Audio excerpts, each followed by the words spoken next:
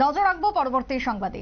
রাজ্যে ত্রিস্তরীয় পঞ্চায়েত নির্বাচনের সকাল 7টা থেকে শুরু হয়েছিল ভোট গ্রহণের পর্ব এবং বিকেল 4টায় তা শেষ হয়। তবে এবং তারপরের পরিস্থিতি এবং ভোট গ্রহণের সময় যে ছবি ধরা পড়েছে, আজকে পরিদর্শন করলেন বিলোনিয়া অর্থাৎ দক্ষিণ জেলার জেলা পরিষদের 9 নম্বর আসনের প্রার্থী বিভীষণ চন্দ্র দাস।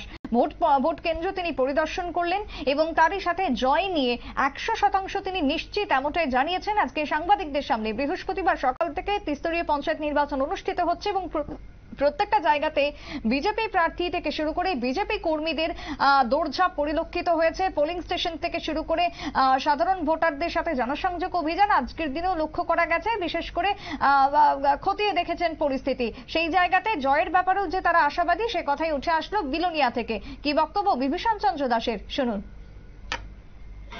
আমরা 9 নম্বর যে জেলা পরিষদের আসন, 9 নম্বর ঋষিমুখ জেলা পরিষদের অন্তর্গত যে 43 নম্বর বুথে আমরা এখন আছি। 47 নম্বর বুথে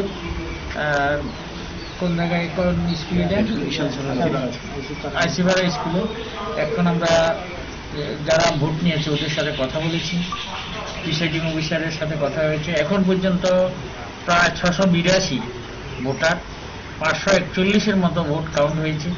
প্রায় আমরা দেখেছি, ওনারা বললো 80% অ্যাবাভ প্রায় এখন পর্যন্ত। এখন বাজে টাইম 3:15।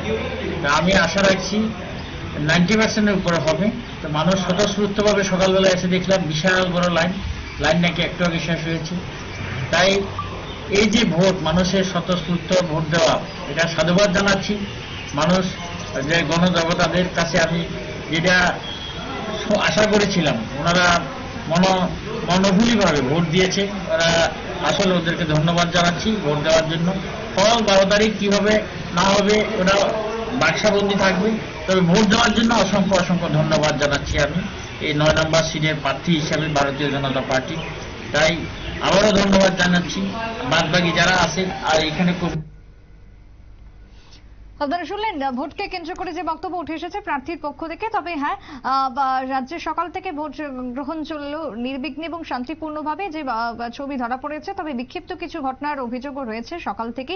সব মিলিয়ে আক্ষরিক অর্থে আজকের ভোট সম্পন্ন হয়েছে শান্তিপূর্ণভাবে রাজ্য জুড়ে, এমনটাই দাবি করছে শাসক দল। ছোট্ট একটা বিরতির পর ফিরে আসবো, সঙ্গে থাকুন। সোনম জানি